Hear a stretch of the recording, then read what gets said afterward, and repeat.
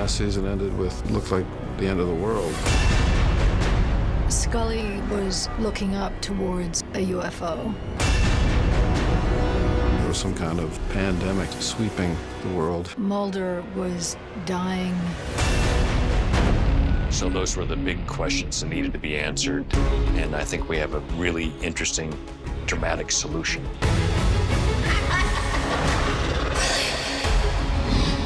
Langley? One of the best things about doing the X-Files is it allows you to do so many different things. It allows you to tell good dramatic stories, funny stories, poignant stories, and scary stories. Could be the end of the world, and then we could be doing a Darren Morgan episode.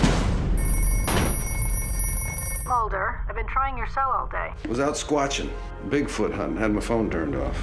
We're doing 10 this year as opposed to 6 the last time, and I think doing 6 was difficult because we had to reintroduce characters. It feels more like quintessential X-Files this season. We're better set up to get back to the partnership and the banter that comes with that. If you eliminate the impossible, whatever is remaining, even if improbable, must be the truth. No sugar, Sherlock.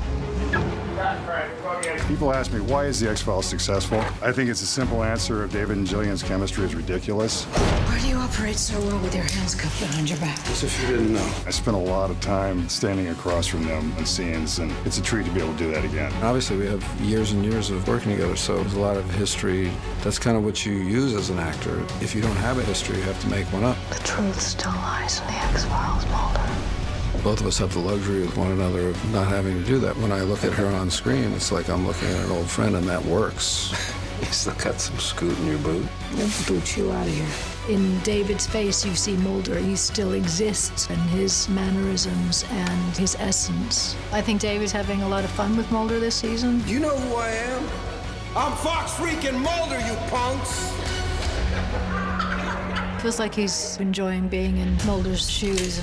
The juxtaposition between Mulder's belief and Scully's skepticism, it's not as black and white as it used to be, but she always is going to come back to science. I have to find our son, Mulder. You need him. And I need you.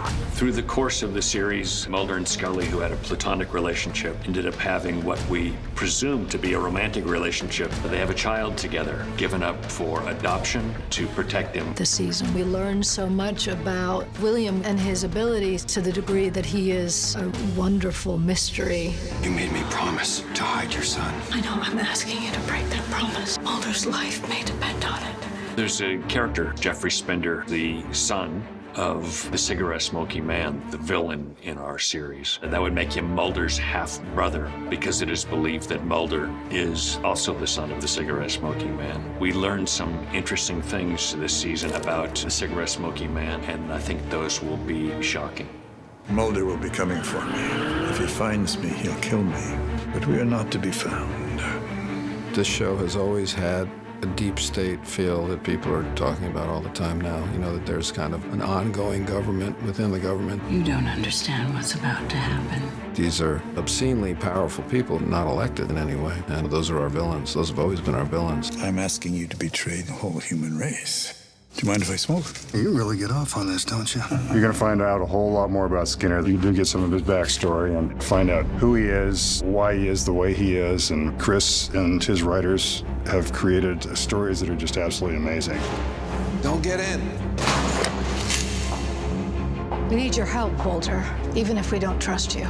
How did we get here? There's definitely a hiccup in the relationship between Mulder, Scully, and Skinner, and whether or not that is resolved is to be seen. We're not asking for you to get us out of this, but we do expect your help. We need to see the X-Files. They want to save humanity. You want to see blood in the streets. What are the elements of Scully that are quintessentially Scully, that are not inappropriate to somebody who is older? Mulder, sometimes I think the world is going to hell. We're the only two people who can save it. The world is going to hell, Scully. What is driving this character? You know, it's a guy who's happy to be back doing the work that he did. He's back doing the X-Files. All right, let's do it again.